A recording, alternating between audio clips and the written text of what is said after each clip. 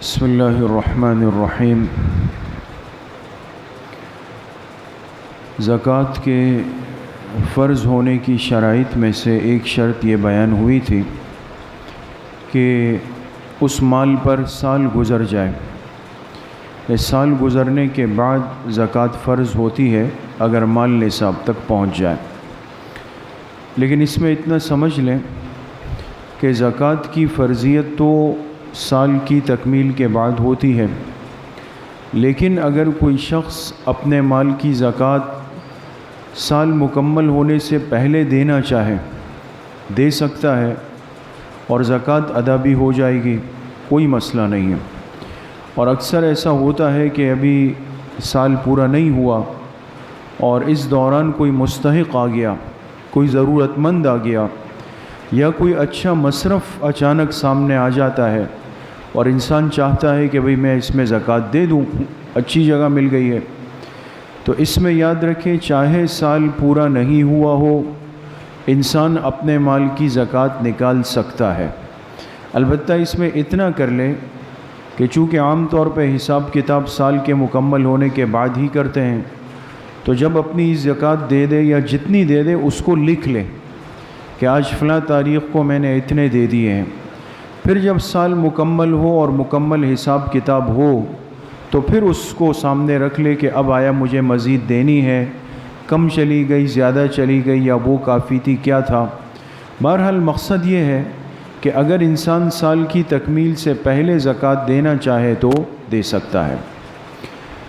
اہم ترین مسئلہ یہ ہے کہ اگر دوران سال مال میں اضافہ ہو جائے، مزید کچھ مال آ جائے، تو اس بیچ سال میں آنے والے مال کو سابقہ مال کے ساتھ ملا لیا جائے گا، ایڈ کر لیا جائے گا۔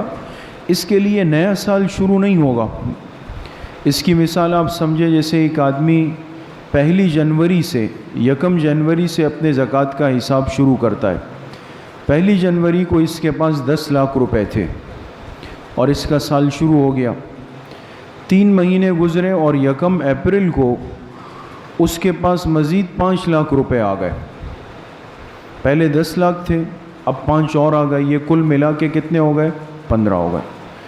اب ایک اعتبار سے عقل یہ کہتی ہے کہ 10 لاکھ کا سلسلہ تو 1 جنوری سے شروع ہوا تھا اور یہ 5 لاکھ تو 1 اپریل کو آئے ہیں، لہٰذا اس کی زکوٰۃ 1 اپریل سے نیا سال میں شروع کروں، تو ایسا نہیں ہے، اس لیے کہ یہ بہت مشکل ہو جائے گا۔ شریعت نے اس معاملے میں یہ آسانی رکھی کہ دوران سال جتنا بھی نیا مال آتا رہے اس کو اسی سابقہ مال میں آپ ملاتے چلے جائیں۔ 31 دسمبر تک جتنا مال آئے گا وہ اسی کا حصہ بنا لیں، اور اب آپ 31 دسمبر کو دیکھیں کہ آپ کہاں پہ کھڑے ہیں، کتنا مال ہو چکا ہے، اور کل مال کا حساب کر کے 2.5% زکوٰۃ نکالی جائے گی۔ اچھا، اسی طریقے سے بعض دفعہ اس کے الٹ ہو جاتا ہے کہ دوران سال مال کم ہو جاتا ہے۔ ابتدائی سال میں آپ کے پاس 10 لاکھ روپے تھے، اللہ کی شان 3 مہینے بعد 4 مہینے بعد کوئی نقصان ہوا اور پیسے کم ہو گئے اور وہ 10 لاکھ 5 لاکھ پہ آ گئے، اور جب اکتوبر کا مہینہ آیا تو وہ 5 لاکھ 1 لاکھ پہ آ گئے، کم ہوتے چلے گئے نا۔ لیکن جب دسمبر کا مہینہ آیا تو وہ پیسے دوبارہ 10 لاکھ پہ چلے گئے۔ اب دیکھیں دوران سال کمی ہوتی رہی، اونچ نیچ ہوتی رہی۔ زکوٰۃ میں ایک اصولی بات یاد رکھیں کہ ہمیشہ اعتبار ابتدا اور انتہا کا ہے۔ دوران سال جو کمی ہو، جو نقصان ہو، اس کا اعتبار نہیں ہوتا۔ آپ یہ دیکھیں آپ پہلے دن کہاں پہ تھے، آخری دن کہاں پہ کھڑے ہیں، اور آخری دن جتنا اماؤنٹ، جتنی ملکیت آپ کے پاس ہے اس کا حساب کر کے اور پھر اس کی 2.5% زکوٰۃ نکالی جائے گی۔